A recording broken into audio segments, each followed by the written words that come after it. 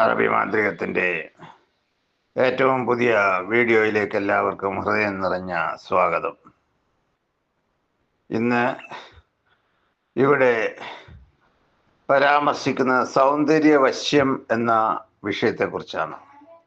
സൗന്ദര്യവശ്യം എന്ന് പറഞ്ഞാൽ ഒരു വ്യക്തിയുടെ സൗന്ദര്യത്തിൽ മറ്റൊരു വ്യക്തി ആകർഷിക്കപ്പെടുന്നതാണ് സൗന്ദര്യവശ്യം എന്ന് പറയുന്നത്. സൗന്ദര്യം എന്ന് പറയുന്നത് ഒരു അനുഗ്രഹമാണ്. സൗന്ദര്യം ഉണ്ടാകുന്നത് നമുക്ക് പ്രകൃതിയാൽ അഥവാ ജന്മനാൽ ഉണ്ടാകുന്നതാണ് ഈ സൗന്ദര്യം എന്ന് പറയുന്നത്. അപ്പോൾ സൗന്ദര്യത്തിൽ ആകർഷിക്കപ്പെടുന്നു.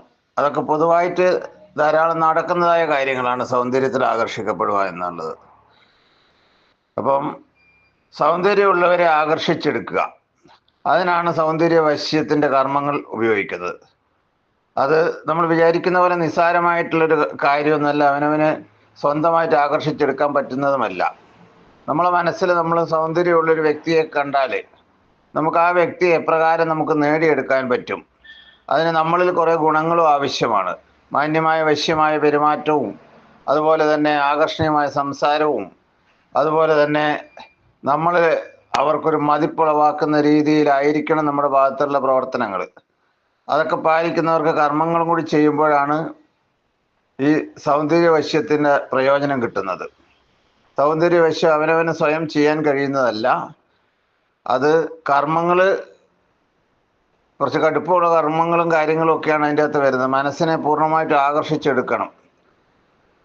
അതുപോലെ തന്നെ ഇപ്പോൾ സൗന്ദര്യമുള്ള വ്യക്തികളെ വേറെ ആരെങ്കിലും ആകർഷിച്ചിട്ടുണ്ടെങ്കിൽ അത് ഒഴിവാക്കിയെടുത്താൽ മാത്രമേ നിങ്ങളിൽ അത് സ്വന്തമായി വരുള്ളൂ.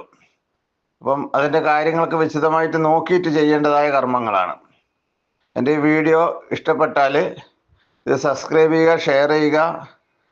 എന്തെങ്കിലും സംശയങ്ങളോ കാര്യങ്ങളോ ഉള്ളവർക്ക് അതിൽ കൊടുത്തിരിക്കുന്ന നമ്പറിൽ എന്നെ വിളിക്കാവുന്നതാണ്. നന്ദി, നമസ്കാരം.